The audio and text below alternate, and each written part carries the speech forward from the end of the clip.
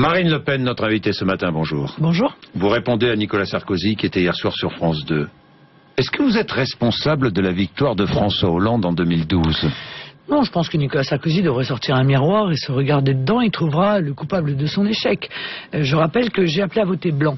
Pour une raison très claire d'ailleurs, c'est que j'étais absolument convaincu que François Hollande mènerait exactement la même politique que Nicolas Sarkozy. Tous les matins, M. Bourdin, tous les matins, je me félicite de cette décision. Car j'avais raison, la politique menée aujourd'hui est la même que la politique menée hier, et précisément c'est la raison pour laquelle j'offre aux Français est-ce que vous n'avez pas une autre donné, politique. Est-ce que vous n'avez pas donné un sacré coup de main à François Hollande entre les deux tours en 2012. Mais en aucun cas.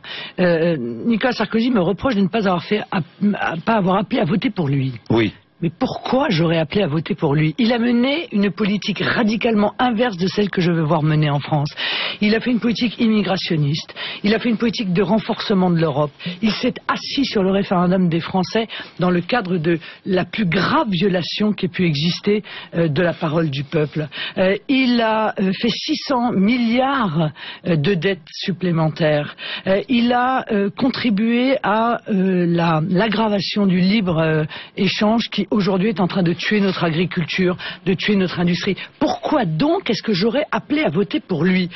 Il a fait la même chose que François Hollande, je l'ai dit. On a l'impression que ça s'accélère, l'effondrement du pays. Mais la réalité, c'est que François Hollande a pris la même pente que Nicolas Sarkozy. Et le principe même de la pente, M. Bourdin, c'est que plus on avance sur la pente et plus on va vite. Vous l'avez regardé hier soir ? Pas hier soir, mais ce matin. Ce matin, vous l'avez regardé avant de venir ? Oui. Oui. Et alors ? Eh bien, il n'a pas changé, tant mieux. Il n'a pas changé, tant mieux. C'est-à-dire, voilà. Il n'a pas changé. Il n'a pas changé. C'est quoi ? Ça veut dire quoi, il n'a pas changé ? Il n'a pas changé dans son discours, il n'a pas changé dans son comportement, il n'a pas changé... Mais rien n'a changé, ni les idées, ni la manière dont il se présente, ni cette fausse ingénuité. Qu'est-ce que vous n'aimez pas chez lui ? Oh, je n'aime pas son immodestie, je n'aime pas son insincérité, je n'aime pas ces techniques de communication qui sont maintenant tellement visibles et je pense tellement rejetées des Français. Ils ne veulent plus de cela, ils ne veulent plus être dirigés par des communicants, ils ne veulent plus avoir le sentiment qu'ils sont manipulés, qu'on leur vend une offre qui en réalité n'existe pas. Pourquoi c'est de la manipulation ? Ce qui s'est passé hier soir ? Les seuls éléments dont il a parlé, regardons de près. Il parle du référendum, ça a hurlé de rire. Il nous a fait le coup en 2007, en 2010, en 2011, en 2012, après avoir, comme je vous le rappelle, fait voter la Constitution européenne par le Congrès contre l'avis des Français. Et en matière de référendum, je me souviens encore qu'il avait fait annuler celui qui était prévu en Grèce. Bon, moins qu'on puisse dire, c'est que Nicolas Sarkozy est un adversaire du référendum. Je ne parle même pas de Schengen 1, 2, 3, 4, 5, 6... Il a dit qu'il était pour la suppression de Schengen, effectivement, hier soir. Il n'a pas dit cela, M. Bourdin, pardon. Il a dit, oui, il a dit Schengen est un échec. Pardon. Oui. Il a dit Schengen est un échec. Oui. Il faut donc, parce qu'il faut que l'ensemble des pays aient les mêmes règles. Ça veut dire qu'il nous a annoncé hier qu'il veut encore plus d'Europe, encore plus d'intégration européenne, c'est-à-dire exactement l'inverse de ce que les Français désirent. Vous êtes son adversaire désigné pour 2017 ? Vous pensez qu'il vous a désigné comme son adversaire hier soir ? Je le pense. Je pense qu'il est dans une primaire européenne. La réalité, c'est qui sera le plus européiste entre lui et François Hollande et pourra ainsi accéder au second tour pour offrir aux Français, et ça c'est plutôt sain, un véritable choix, car je crois vraiment qu'en 2017, c'est la croisée des chemins. Je veux dire, c'est la France... Vous pensez qu'en 2017, on aura François Hollande, Marine Le Pen, puisque vous êtes une femme, je vous mets en tête, Marine Le Pen, François Hollande et Nicolas Sarkozy ? C'est pas impossible, oui. C'est pas impossible. C'est-à-dire qu'on va revivre ce qu'on a vécu en 2012 ? Vous pensez que les Français ont envie de ça ? Pas dans le même ordre, je l'espère. Mais vous pensez que les Français ont envie de ça ? Les Français, ils ont envie qu'on leur présente un vrai grand choix, car ils ont compris que nous sommes à la croisée des chemins. La France contre Bruxelles, l'identité nationale contre le multiculturalisme, le protectionnisme et le patriotisme économique contre l'ultralibéralisme. Voilà les grands choix qui vont être les leurs. Alors après, qui aura gagné la primaire européenne ? Qui sera le chouchou de Bruxelles ?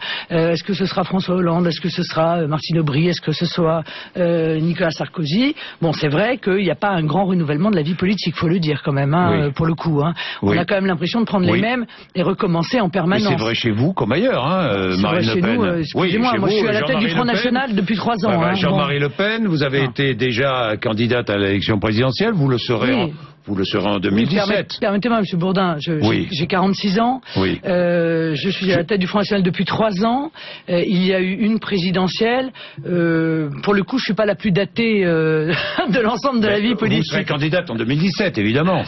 Je pense que je serai candidate en 2017, puisque, a priori, je serai à nouveau présidente du Front National au mois de novembre, puisque, comme vous le savez, nous avons un congrès. Bon, vous serez candidate en 2017, vous risquez donc d'avoir Nicolas Sarkozy.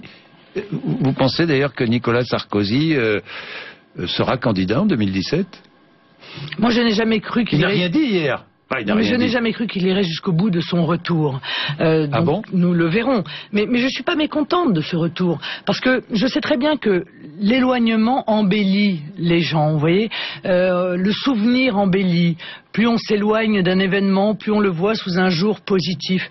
Et la réalité, c'est que son retour va permettre à beaucoup d'électeurs de l'UMP de se rendre compte que non, décidément, ça n'est pas de cet homme-là dont ils ont besoin, ça n'est pas de cette ligne politique dont la France a besoin. Donc je ne suis pas mécontente de cet élément de clarification du débat. Les Français ont peur, a-t-il dit hier. Ils ne croient pas en Marine Le Pen. Voilà ce qu'il a dit hier soir. Il a dit exactement la même chose que l'ensemble de la classe politique dans un exercice qui manquait beaucoup d'imagination. Il dit, avec un certain mépris, il faut bien le constater, les électeurs qui votent Marine Le Pen, c'est parce qu'ils sont peureux, c'est parce qu'ils souffrent.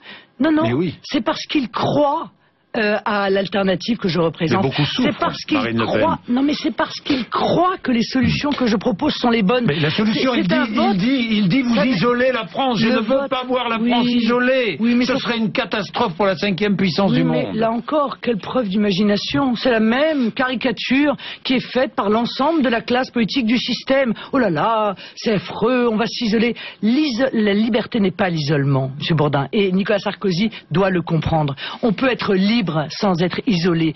Toute son existence, la France a été libre sans être isolée. Et même elle a été plus puissante et bien plus écoutée et entendue qu'elle ne l'est aujourd'hui. Alors la caricature des électeurs du Front National, les pauvres, ils sont peureux, ils souffrent et c'est pour ça qu'ils votent Front National, il n'a rien compris. Il n'a donc rien appris. La réalité, c'est que le vote Front National est un vote d'adhésion aujourd'hui. Les gens veulent du protectionnisme aux frontières. Ils veulent qu'on arrête l'immigration. Ils veulent qu'on donne un avantage aux Français dans l'accès aux aides sociales. Ils veulent qu'on les traite avec dignité. Ils veulent qu'on arrête le libre-échange échevelé. Ils veulent cela. Voilà. Et ils l'auront. Car s'ils le veulent, ils l'auront. Je veux faire barrage à Marine Le Pen au nom des valeurs, a-t-il dit aussi, ou a-t-il écrit d'ailleurs? On dirait du Chirac. On dirait du Chirac. Mais qu'est-ce qu'il y a? Quelle est la nouveauté dans cette argumentation? C'est une argumentation totalement vide que l'on connaît depuis 30 ans. Une France barricadée et xénophobe qui nous ramènerait 50 ans en arrière. Ça c'est du Hollande. C'est Alain Juppé. Eh ben non, vous vous trompez. C'est Alain Juppé qui a dit ça. C'est du Hollande dans sa conférence de presse. Alain Juppé a dit la même chose. Avec des barricades et des barbelés aux frontières. Tout ça est grotesque. Mais ça prouve quand même la détresse et peut-être la vacuité de la classe politique actuelle qui est incapable de répondre aux véritables préoccupations des Français. Bon, alors, puisqu'on parle de l'isolement, l'abandon de l'euro isolerait la France ? Non, je ne le crois pas, mais encore une fois, le retour à une monnaie nationale... Avec une dette de 2000 milliards d'euros ? Oui, dont Nicolas Sarkozy est en grande partie responsable aussi, 600 milliards il a fait de dettes supplémentaires. Ça m'a amusé hier quand je l'ai entendu dire, ça n'est pas avec la dépense publique qu'on relance un pays. Lui, il en a fait quand même 600 milliards de dettes supplémentaires. Mais bon, bref. Non, le retour à une monnaie nationale, d'abord c'est une question de souveraineté. Car un État, c'est une loi, une monnaie, un territoire. Nous y avons droit. Nous avons droit à cet élément de notre souveraineté. Et deuxièmement, c'est un moyen pour retrouver la voie de l'emploi, de la croissance et donc de l'augmentation d'un pouvoir d'achat qui est terriblement bas aujourd'hui. Une dette, oui, détenue à 66% par des créanciers étrangers, Marine Le Pen. Non, mais ça n'a aucune importance. L'important, c'est est-ce que la dette est de droit français ou de droit étranger? La dette de droit français est à 93% de droit... 7% de la dette serait concernée, effectivement. Voilà, donc c'est un niveau très bas. Sauf que la France s'exposera à des procès en cascade. Ah bon, pourquoi? Parce que, justement, non, peut-être que les investisseurs et les créanciers attaqueraient la France, non? Oui, non, mais ils font ce qu'ils veulent. Ouais. Mais en l'occurrence, la Lex Monetae, et les capitaux risqueraient de fuir la France, non? Qui est la loi qui permet, encore une fois, de rembourser la dette dans la monnaie que le peuple s'est choisi. Imaginez les investisseurs. Est une loi... ils fuiraient la France, non, mais pourquoi fuiraient-ils la France? Parce qu'ils ne croiraient plus en la parole de la France, tout simplement. Non, mais monsieur Bourdin, mais les investisseurs, pourquoi ils fuient la France? Ils fuient la France parce qu'ils sont convaincus qu'ils ne seront pas ou qu'ils seront qu'en partie remboursés. Pourquoi? Parce que la France s'effondre économiquement, parce qu'elle n'a pas de croissance, parce qu'elle n'a pas d'emploi. Les investisseurs, ils prêtent à des taux très bas à la France. Si nous retrouvons notre monnaie nationale, et si nous effectuons une dévaluation de la monnaie, ce qu'a fait la Grande-Bretagne avec un certain succès, ils sont à 3,1% de croissance, nous sommes à, je crois, 0,8% de croissance. Eh bien, à ce moment-là, les investisseurs seront rassurés car ils verront que nous exportons à nouveau, que nous nous industrialisons à nouveau, que nous retrouvons la voie de l'emploi et donc que nous retrouvons par un effet mécanique la voie de la baisse de nos déficits et donc de la baisse de notre dette. Bien, avec une inflation... Avec une inflation. Mais pourquoi très forte pendant plusieurs mois. Mais écoutez, vous le savez bien. Pendant des mois, Monsieur Bourdin, vous ainsi que d'autres, nous avez dit que l'inflation, c'est épouvantable. Aujourd'hui, on nous explique que c'est la déflation qui va nous ruiner. Alors, il faut savoir ce qu'on veut. Moi, je crois qu'une inflation, lorsqu'elle est maîtrisée, lorsqu'elle est raisonnable, est un élément, d'ailleurs, un élément de désendettement du pays. On le sait, et on voit bien qu'aujourd'hui, le danger, c'est la déflation et non pas l'inflation, puisque une inflation de 2, 3 ou 4% est parfaitement supportable. C'est ce qu'il y avait pendant les 30 Glorieuses, et parce qu'elle s'accompagne aussi de l'emploi, elle s'accompagne de la croissance, elle s'accompagne de la création de richesses et donc de recettes pour l'État. Quelle est la part des immigrés, des étrangers en France aujourd'hui, en 2014 ? Il est difficile de vous répondre car nous naturalisons à tour de bras. J'ai vu que la dernière décision prise par l'Assemblée était d'envisager de donner la nationalité française à 200 000 vieux immigrés supplémentaires. Bon. Chabani ? Oui, des Chabani, oui. Au moment où c'est vrai que cette décision est contestable, car nous n'arrivons même plus à faire vivre correctement nos personnes âgées. Nous demandons des sacrifices à nos retraités, des sacrifices qui vont d'ailleurs aller en s'accélérant. Les retraites sont à un niveau très bas, contrairement à ce que pense le gouvernement.